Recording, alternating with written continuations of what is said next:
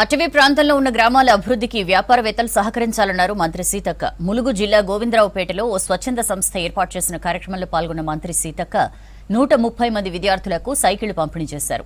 Agency ప్రజలకు కనీస సౌకర్యాలు లేక ఇబ్బందులు పడుతున్నారని చెప్పారు.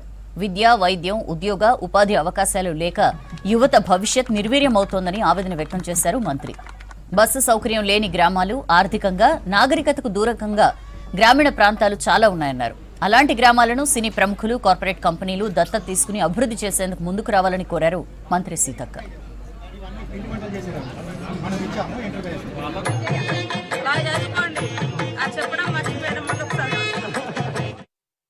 విలేజ్ అడాప్షన్ కానీ, లేదా స్కూళ్ళలో బెంచెస్ కానీ, లేదా ల్యాబ్ కానీ, ఏదో ఒక రూపంలో మీరు ఎక్కడో మీరెవరో తెలియని కాడ, లేదా మీరు ఇచ్చే డబ్బు కిందికి పోతుందా లేదా తెలియని కాడ కంటే ఇక్కడ మీకు మా ఆఫీసర్స్ మేము పూర్తి స్థాయిలో సహకరిస్తున్నాం. కాబట్టి మీరు ఏం ఏర్పాటు చేయాలనుకున్నా ఈ ప్రాంతంలో ఆల్వేస్ మీకు అంటే డోర్స్ ఓపెన్ చేసి ఉంటాయి. కాబట్టి సపోర్ట్గా ఉంటాం. మీరు కార్పొరేట్ సంస్థలందరికీ కూడా ఒక పిలుపునిచ్చినాం, 1 కార్పొరేట్ 1 విలేజ్ అడాప్షన్ అని. తప్పకుండా రండి. ఇది జీవితంలో గుర్తుండిపోయేటువంటి గొప్ప మెమోరీస్. మనం ఎన్ని వేల కోట్లు సంపాదించినాం, ఎన్ని లక్షల కోట్లు.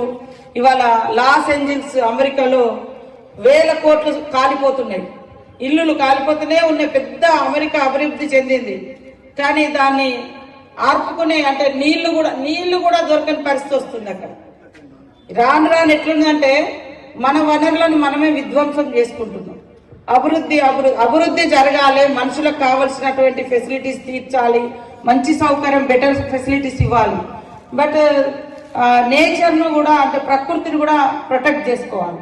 చెట్టున్న కాడనే చెట్టు, నీడున్న కాడనే నీడ కాదు. నీడ లేని కాడ, తిండి లేని కాడ, డెవలప్మెంట్ లేనటువంటి ప్రాంతాలను కూడా మీరు ప్రత్యేకంగా ఆలోచించాలని చెప్పడంతో దాదాపుగా ఆగస్టు నుంచి ఈ ప్రయత్నం మొదలుపెట్టినాం.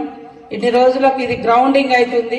మరి ఈరోజు 2.5 కోట్లతోటి వివిధ గ్రామాలలో వారు తీసుకున్నటువంటి 6 గ్రామ పంచాయతీలు దత్తత తీసుకున్నారు.